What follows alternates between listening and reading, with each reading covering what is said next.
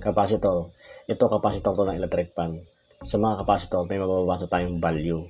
Itong 1.7 UF, kagaya nung capacitor na nahawak ko, meron siyang 1.7 UF plus minus 5%. Bali, sa mga capacitor po kasi, mayroong mga tolerance to. May maximum tolerance at saka yung mayroong pinakamababang tolerance.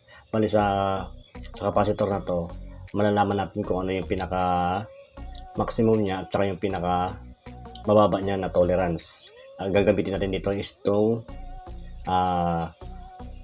plus minus 5%. Bali, ito ang gagawin mo dyan. Gamit ka ng calculator.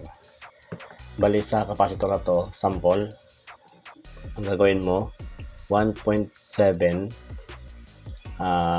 plus 5%. Yan po yung gamit noong plus at saka minus 5% para malaman mo yung pinaka maximum tolerance noong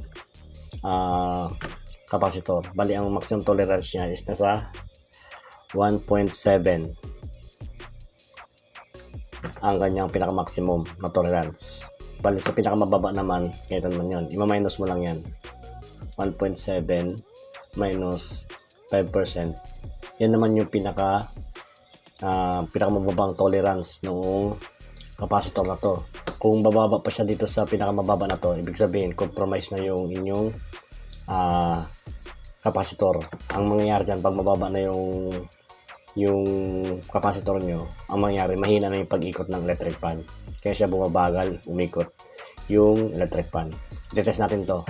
Bali, yung pinaka mababa niya is 1.615. Kaya nakaset na yan sa yung multimeter natin, nakaset na yan sa UF capacitance. Tapos i-test natin.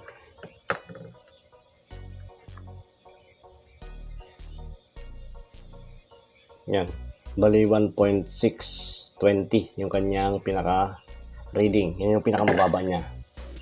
Tapos dito naman sa computation natin is 1.615. Ibig sabihin, mas mataas pa yung reading natin. Ibig sabihin, itong capacitor na to, good pa. Pag bumaba siya sa 1.6, ibig sabihin, compromise na yung inyong capacitor. Yun lang yung basic na may share ko sa inyo.